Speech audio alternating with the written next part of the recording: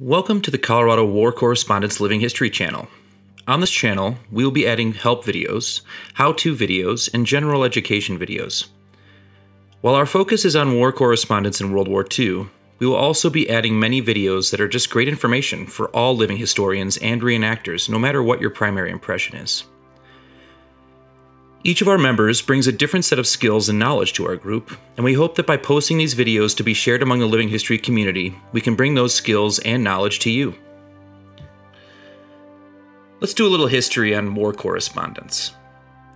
War correspondents are representatives of the media, who, in case of an international armed conflict, are accredited to and accompany the armed forces without being actual members of the armed forces. They are civilians who are then attached to the armed forces to cover the news of the conflict as it is happening. Interestingly, they also benefit from prisoner of war status. Now, people have written about wars for thousands of years. Herodotus' account of the Persian Wars is very similar to journalism, but he did not himself actually participate in those events. Thucydides, who some years later wrote a history of the Peloponnesian War, was a commander and an observer to the events he did describe.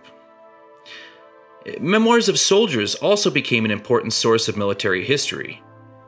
War correspondents, though, as specialized journalists, began working after the printing of news for publication became much more commonplace historically. The first modern war correspondent is said to be Dutch painter William van der Velde, who in 1653 took to sea in a small boat to observe a naval battle between the Dutch and the English, of which he made many sketches on the spot. He later developed all of those sketches into one big drawing, and he added that to a report that he wrote to the States General. Now, as newspapers and magazines grew in publication, journalists covering conflicts grew, and by the late 19th century, with the development of the telegraph, these publications gained the ability to get news directly from the front. Now let's flash forward to World War II. In World War II, over 1,600 war correspondents flocked to the European and Pacific theaters to report back to millions of Americans back home. Some correspondents, like Associated Press reporter Daniel DeLucia, they were newly minted storytellers with very little experience. He had only worked at the AP for about a decade before the war, first on and off as a copy boy, and later as a reporter in Europe in 1939. DeLucia wrote stories from the European, African, and Russian fronts, including a 1944 Pulitzer Prize-winning story about the partisans in Yugoslavia. To quote, "Gee, I was thrilled to death. It seemed so romantic," DeLucia said. "Winning Pulitzers, the stories behind some of the best news coverage of our time. I had this idea I wanted to go over and see what was happening." Despite the excitement and the perks, war correspondents' jobs were still time-consuming, difficult, and dangerous. Reporters, much like the GIs they covered, dodged bullets, sat in trenches, slept in foxholes, and even sometimes flew in B-17 bombers. They watched friends die.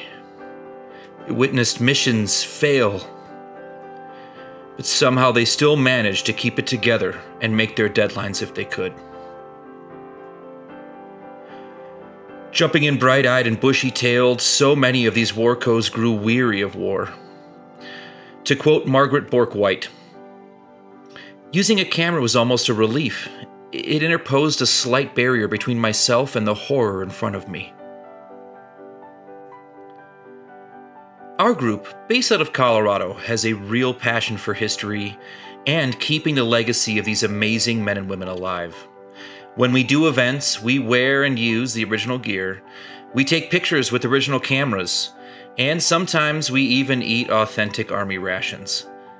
Please contact us if you'd like us to attend a display, or come set a display up for you. Thank you so much for watching our intro. Please like, share, subscribe, tell your friends. We're trying to grow. We want to bring education to everyone. Thank you so much for watching.